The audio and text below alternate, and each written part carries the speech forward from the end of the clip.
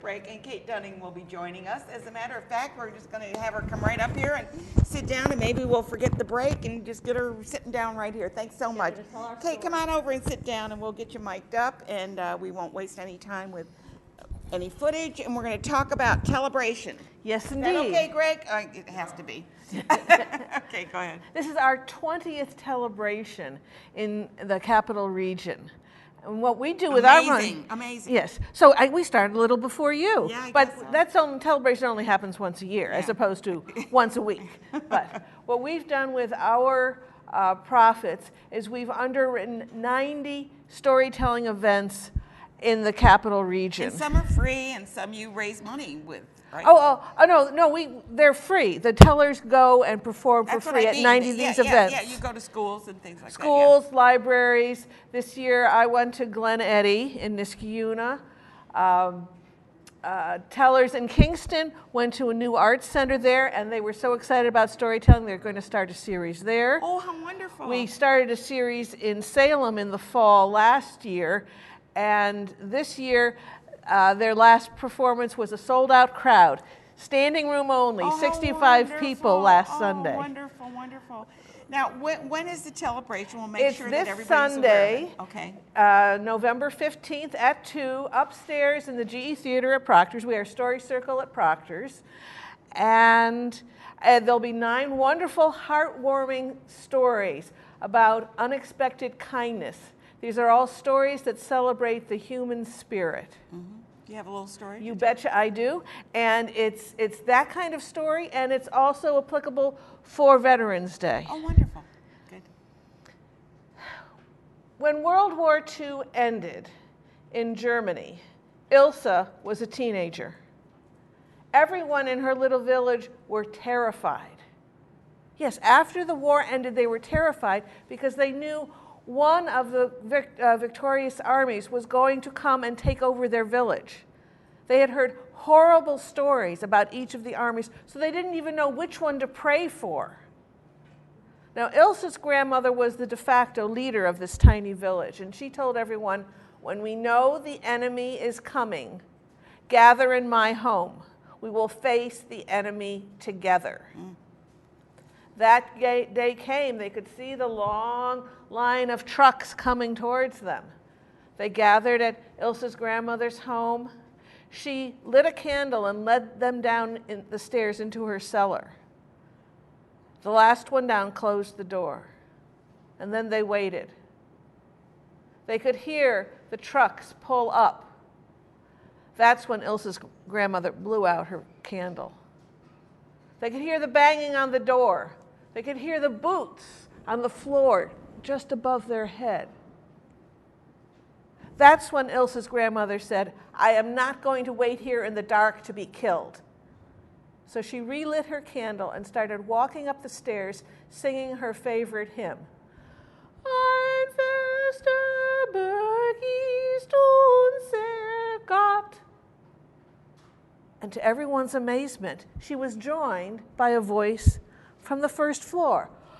A bulwark never failing.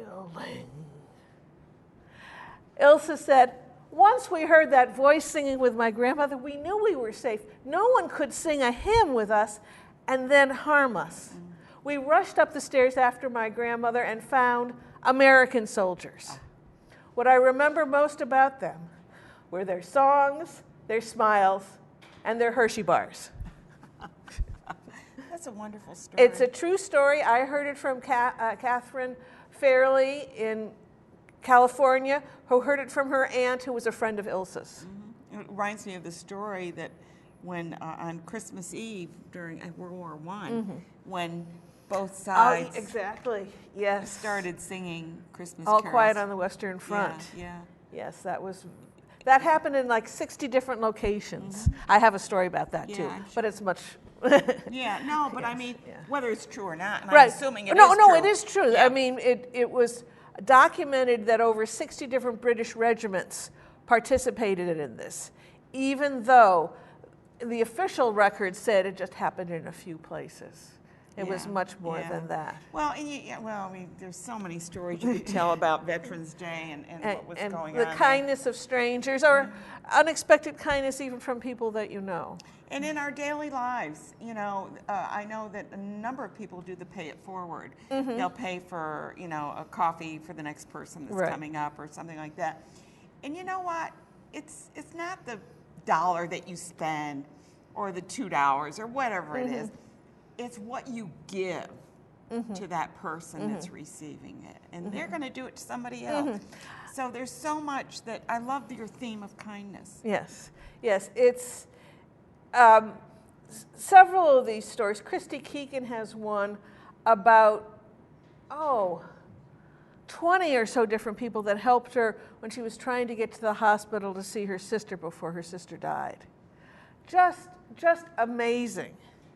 Even the fellow who went into his pocket and pulled out some hard candy that was a little linty. He said, "You might need this," and she took it.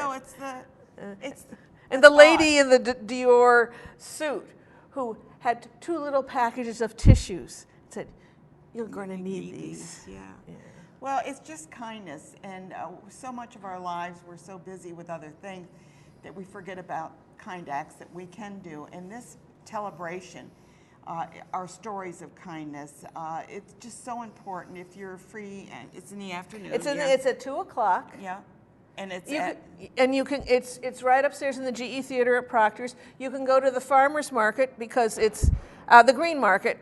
That's inside now, and then take your things out to your car, come back. We also have refreshments at intermission, and there will be door prizes too. And it's a great way to learn about storytelling, and to perhaps even create more stories in your own family.